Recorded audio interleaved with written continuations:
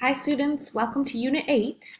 I hope you had a wonderful holiday week and maybe some of you got a little time to spend out in the heat. Anyway, so this unit we're going to cover modularity, and this is in your textbook. This is just a quick little overview video. Here are your instructions. This project might be a little time consuming. Initially, you might feel a little stumped, but that's a good thing. It would challenge you to really dig deep as far as how you might create something, a sort of system for yourself. So I want you to read the modularity section in your textbook, Graphic Design and the New Basics. Post your initial ideas in the forum for modularity, and I will review that project in a moment. And then respond with helpful feedback. You're going to want some feedback. And I want you all to know that this is something that's very rough draft. It's not incredibly final. So I want you to use it that way and feel as if you're doing small sketches for this as opposed to a completely revised and final version. Okay, so your exercise is modularity and type, and you're going to use found objects. Whatever digital creative software you feel most comfortable with using is necessary. You're probably going to want to take pictures or scans, and you're going to depict a modular construct. Some of that is, I'm going to pull this over here, show you just some examples of how we work in systems of modularity. For example, it's all around us. It's created in apps on our phones. We have them on our phones. We have grids in creating architecture all around us. And it's usually a special kind of constraint to help provide structure. And we're going to review more on grids and how they help us and not hurt us in graphic design. This is a poster that shows a lot of chaos. But a column grid was used to provide the designer with a structure to follow. So once you place the elements in a rhythmic fashion, you can create chaos based on organization. So that's something I want you to think about.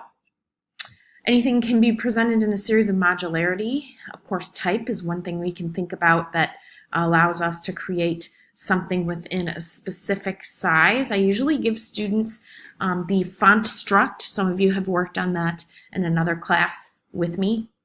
In the typography class, if you've taken that already, there's something called font struct, FONTSTRUCT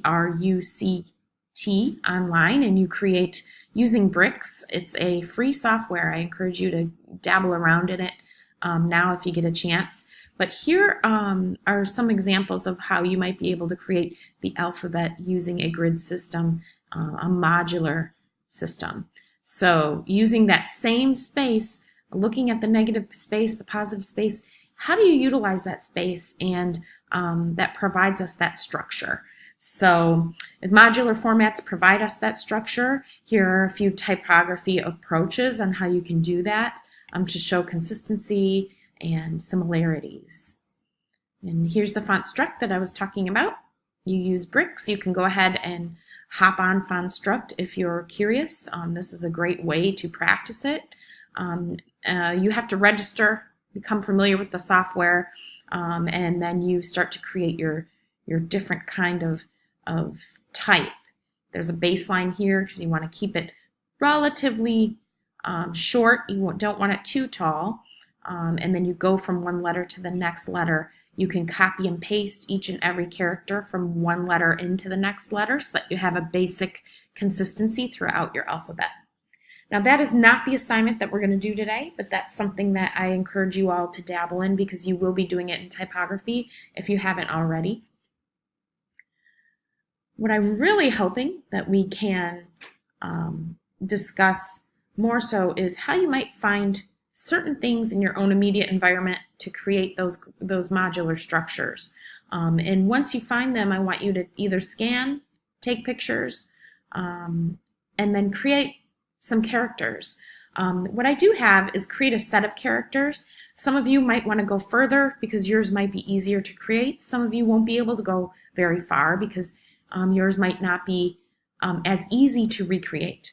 such as these hairs or these pieces of fabric. So if you have fabric at home, if let's say you're someone who knits, or maybe you don't knit at all, maybe you have these army guys hanging out, there's going to be different approaches, but what I want you to do is then take pictures of them, bring them into your digital software, and then make sure they are similar in size. And maybe they're all on one canvas, and that's fine. There's not going to be one specific correct way of doing it, but pictures of them all together, or scans. Some of you will have to scan the fabric if you do, or arrange them, take pictures, bring them in, and create a black and white canvas out of the color that you take a picture of. Maybe it's hard to see, if this is fabric, for example, maybe it's hard to see it when you take a picture. So you want to either utilize your levels in Photoshop or your brightness and contrast to be able to just make it a black over white background. So I'm accepting of many different approaches to this project, but overall I think the hardest part is just finding the subject matter. So it can be anything textural. It can be, maybe you have a bunch of pieces of chalk, you want to create it that way, and in that case maybe a series of 12 characters is just fine enough. You can mimic the ABCEHKMORSUV. You're wondering why those characters are used. Those characters are used because those are easiest to recreate and make other characters. For example, if you've got the B, you then might have the beginning of the R. These do look like they're relatively different, but you might have a P, just not using this part of the B. So if you create certain characters, it allows you to create other characters a little bit easier, because then you're just removing a portion of it. The U might also be a lowercase n flipped upside down, but added maybe one more little notch. And then once you have an O, you might have the part of a C or the part of a G. So these are just some characters that are good beginnings. So if you can't create the entire alphabet, I do want to see at least 12 characters. I may make that change within the instructions. 12 total of any grouping. I think I kind of mentioned that up here. So try to do that. If you have questions, please let me know. Again, I'm accepting of many different approaches to this, many different things that allowed you to create a modular grid structure and creating these characters.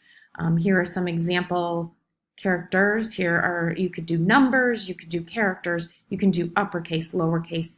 Uppercase are easier to create that modular feel, so that's why I chose that. Grass, wood, stone, hair, leaf, bark, toys from home, any household found objects are good enough. Some people have chosen to do some rolling up of a paper towel, toilet paper. I don't mind at all. So those are some inspirational tips to give to you. So once you create those, you'll go ahead and you'll post them within the forum, and you'll respond to each other. And then make sure they're all on one canvas, and when you submit them by Sunday midnight. I know it's going to take some time to do a little bit of quick brainstorming before you head into this project, but that's part of it.